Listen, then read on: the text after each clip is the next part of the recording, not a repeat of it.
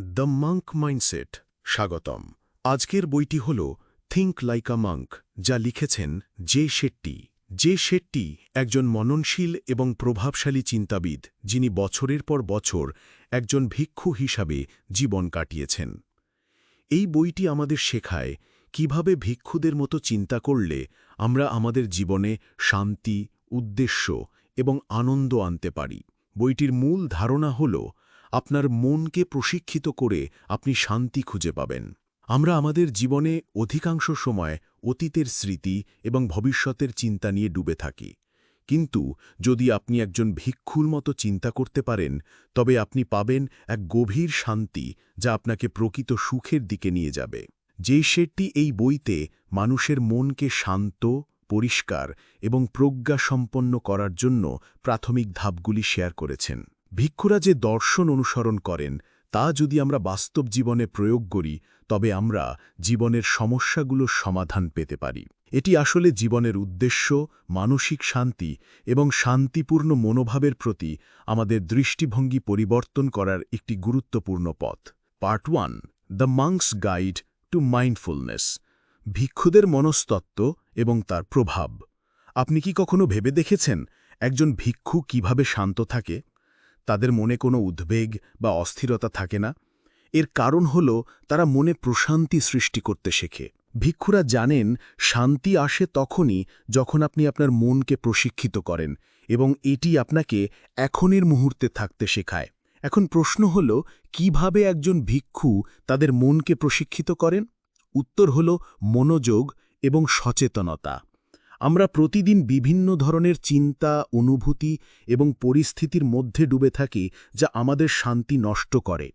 ভিক্ষুরা জানেন যে কোনো পরিস্থিতিতেও কিভাবে শান্ত থাকা যায় এবং মনকে অস্থিরতা থেকে মুক্ত রাখা যায়। তারা নিজেদের মনকে পর্যবেক্ষক হিসেবে দেখেন এবং কোনো চিন্তা বা অনুভূতি তাদের নিয়ন্ত্রণ করতে পারে না। প্রথম ধাপ, মাইন্ডফুলনেস বা সচেতনতা। মাইন্ডফুলনেস বা সচেতনতা মূলত একটা ধারণা বা অভ্যেস যা আমাদের বর্তমান মুহূর্তে উপস্থিত থাকার উপায়। ভিক্ষুরা জানেন তারা যখন কোনো কাজ করেন তখন তারা সম্পূর্ণ মনোযোগ দিয়ে সেই কাজটি করেন।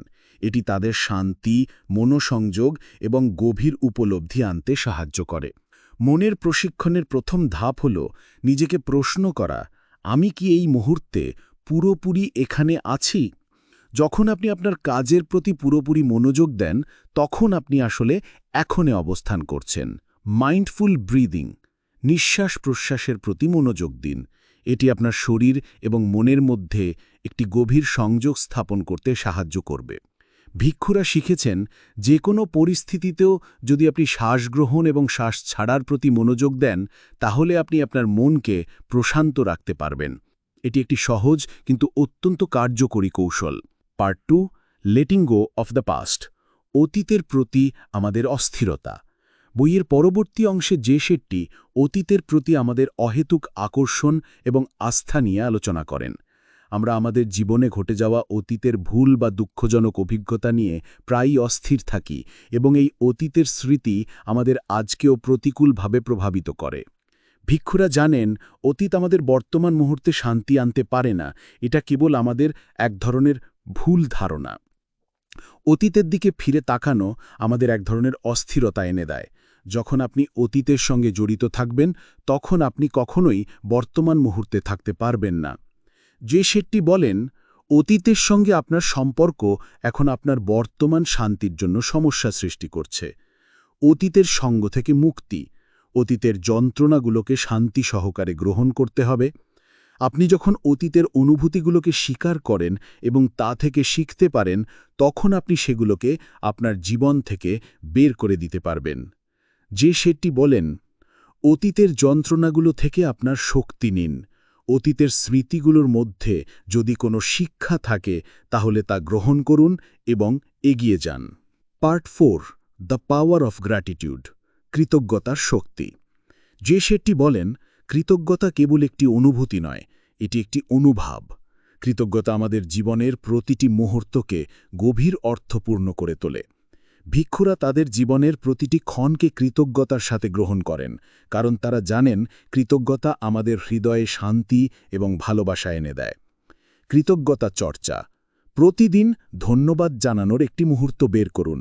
এটি আপনার মনের অস্থিরতা কমিয়ে শান্তি নিয়ে আসবে। কৃতজ্ঞতা রেজিস্টার তৈরি করুন। প্রতিদিন কিছু সময় কৃতজ্ঞতা জানাতে লিখুন। এতে আপনার জীবনে ইতিবাচকতা বাড়বে। কৃতজ্ঞতার রিটার্ন করুন। আপনার জীবনের প্রতি কৃতজ্ঞতা প্রকাশ করে পৃথিবীকে ফিরিয়ে দিন। যখন আপনি কৃতজ্ঞ থাকবেন, আপনি জীবনের ছোট ছোট আনন্দগুলো খুঁজে পাবেন, যা আপনাকে সবসময় সুখী করবে। Part 5, finding your purpose. আপনার জীবনের উদ্দেশ্য খুঁজে পাওয়া। একজন ভিক্ষুর জীবনে উদ্দেশ্য হল তার অস্তিত্বের একটি মূল দিক। তারা জানেন জীবন একটি বৃহত্তর উদ্দেশ্য। তবে আপনি যদি একজন সাধারণ মানুষ হন, তাহলে কিভাবে আপনার উদ্দেশ্য খুঁজে পাবেন? যে শেট্টি বলছেন, আপনি যখন আপনার উদ্দেশ্য খুঁজে পাবেন, তখন আপনি জীবনের প্রতি এক নতুন দৃষ্টিভঙ্গি পাবেন। আপনার জীবনের লক্ষ্য আপনাকে উদ্বুদ্ধ করবে এবং আত্মবিশ্বাসী করে তুলবে।